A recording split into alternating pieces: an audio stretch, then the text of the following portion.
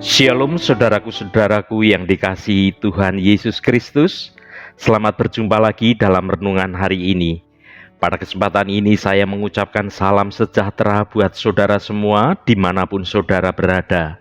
Damai dan sukacita oleh Roh Kudus melimpah senantiasa dalam hati dan kehidupan kita semua. Hari ini saya Cornelius Nugroho akan menyampaikan renungan dengan judul Perintah yang mendatangkan kebaikan.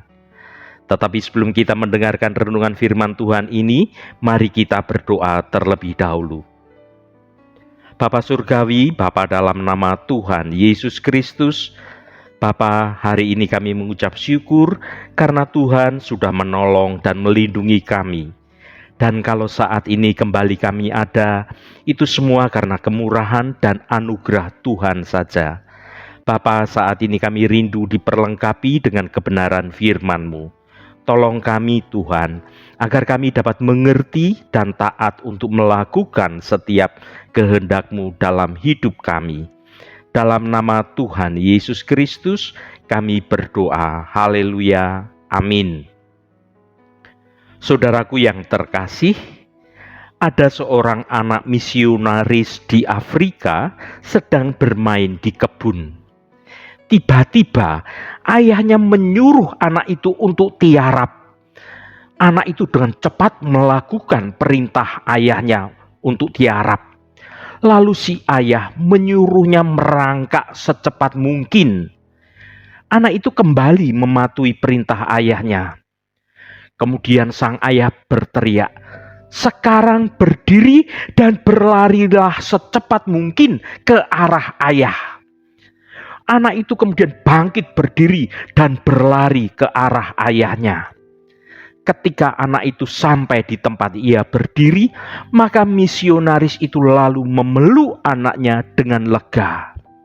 Saat anaknya menengok ke belakang, tampak seekor ular besar menggantung di atas pohon di mana di bawahnya tadi anak itu bermain.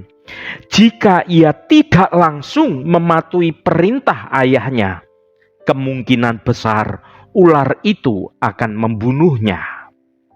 Saudaraku, di dalam Alkitab, setiap perintah Tuhan yang dilakukan dan dilaksanakan oleh umatnya pasti akan mendatangkan kebaikan bagi yang melakukannya.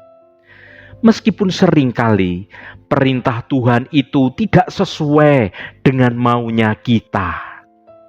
Dikisahkan pada suatu hari, Tuhan memerintahkan Abraham untuk mengambil dan mempersembahkan Ishak, anaknya yang tunggal, sebagai korban bakaran di Gunung Moria. Keesokan harinya, pagi-pagi bangunlah Abraham, memanggil 2 orang bujangnya dan Ishak, anaknya itu, lalu berangkat menuju tempat yang dikatakan Allah. Ia langsung melakukan perintah Allah tanpa bernegosiasi, mengajukan pertanyaan atau keberatan atas perintah yang sangat sulit, perintah yang berat dan bahkan tidak masuk akal itu. Mari kita baca Kejadian 22 ayat 2 dan 3.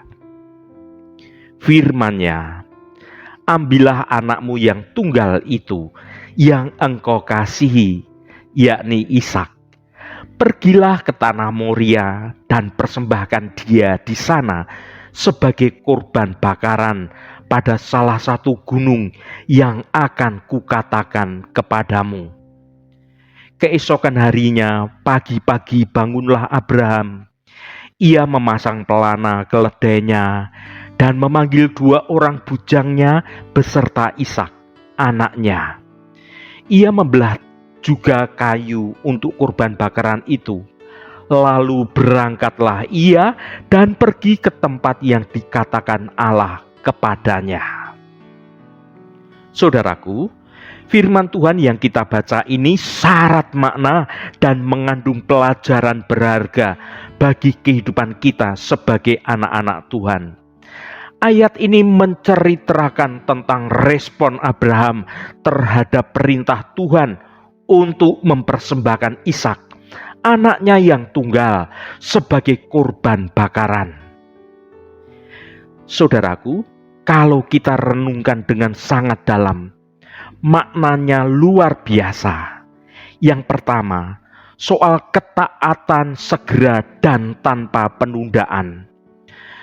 Keesokan harinya, pagi-pagi bangunlah Abraham. Frasa ini menunjukkan ketaatan Abraham yang luar biasa. Dia tidak menunda atau mempertanyakan perintah Tuhan itu.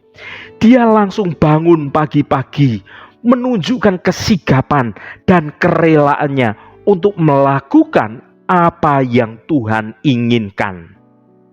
Yang kedua, persiapan yang matang. Abraham tidak hanya bangun pagi, tetapi ia juga melakukan persiapan yang matang. Dia memasang pelana keledainya dan memanggil 2 orang bujangnya beserta Ishak anaknya. Ia membelah juga kayu untuk kurban bakaran itu. Persiapan ini menunjukkan keseriusan Abraham dalam menjalankan perintah Tuhan. Yang ketiga, perjalanan menuju ketaatan. Lalu berangkatlah ia dan pergi ke tempat yang dikatakan Allah kepadanya. Abraham tidak hanya mempersiapkan diri saja, tetapi ia juga memulai perjalanannya menuju tempat yang Tuhan tunjukkan. Ini menunjukkan suatu komitmennya untuk menyelesaikan apa yang Tuhan perintahkan. Saudaraku yang diberkati Tuhan, kisah ketaatan Abraham ini memberikan beberapa pelajaran penting bagi kita sebagai anak-anak Tuhan. Yang pertama, ketaatan kepada Tuhan haruslah segera dan tanpa penundaan. Dalam kehidupan kita sehari-hari di zaman sekarang ini, kita seringkali dihadapkan dengan situasi di mana kita harus membuat keputusan untuk taat kepada Tuhan atau untuk tidak taat kepada Tuhan. Namun, terkadang ketika kita memutuskan untuk taat kepada Tuhan, kita menunda-nunda ketaatan tersebut karena berbagai alasan, seperti kita merasa takut, merasa nyaman dengan keadaan kita saat ini, dan kalau harus melakukan perintah itu, kita menjadi tidak nyaman misalnya, atau belum merasa siap. Renungan ini mengajak kita untuk merenungkan pentingnya ketaatan kepada Tuhan yang segera dan tanpa pertanyaan apapun, tanpa penundaan, tanpa negosiasi apapun. Taat sepenuhnya, percaya sepenuhnya kepada Tuhan. Mari kita baca Amsal 27 pasal 1. Janganlah memuji diri karena esok hari, karena engkau tidak tahu apa yang akan terjadi hari itu. Saudaraku, mengapa ketaatan itu harus segera dan tanpa penundaan?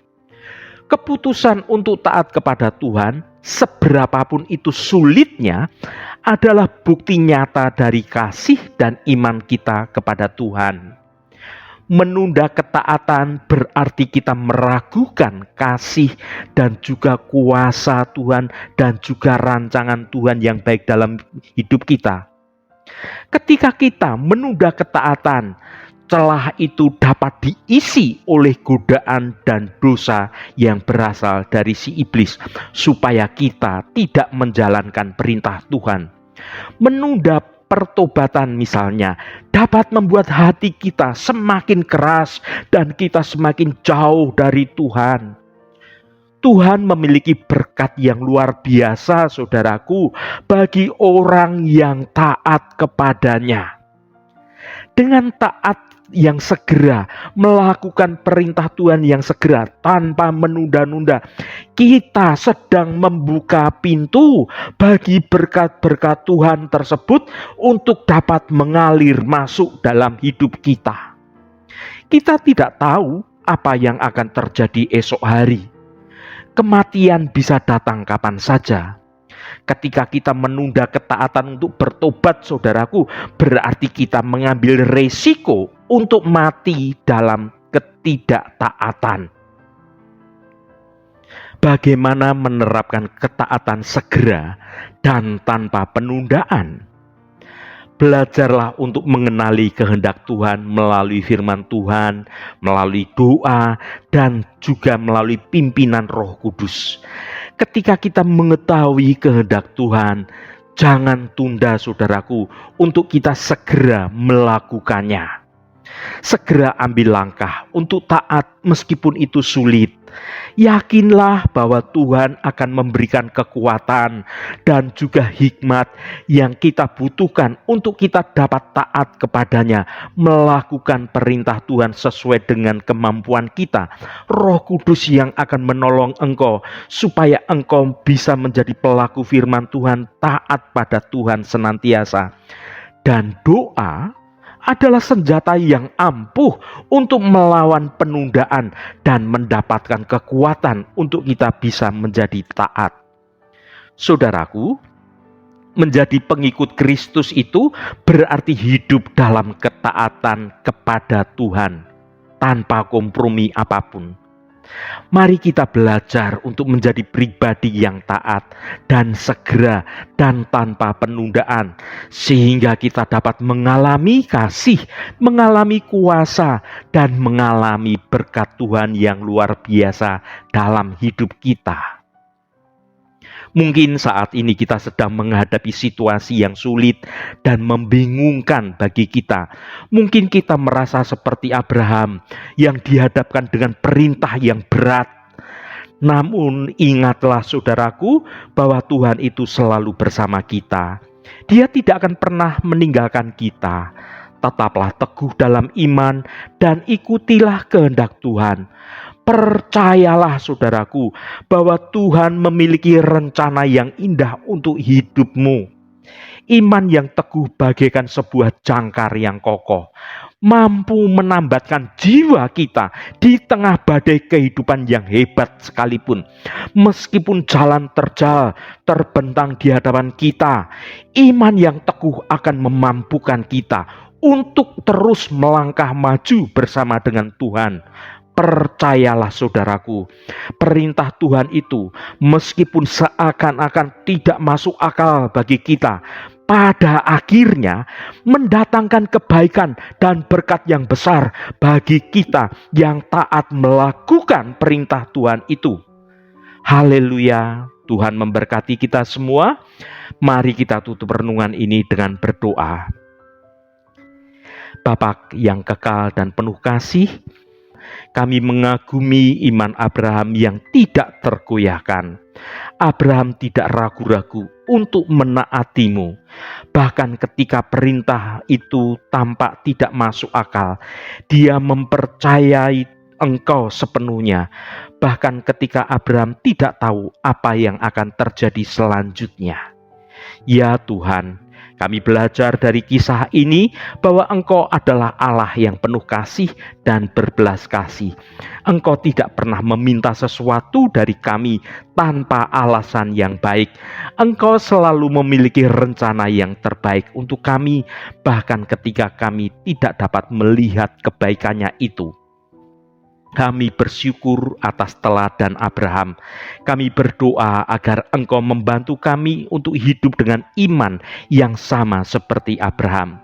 Tuhan, kami ingin selalu taat kepadamu dan kami ingin mempercayai-Mu sepenuhnya apapun yang terjadi dalam hidup ini.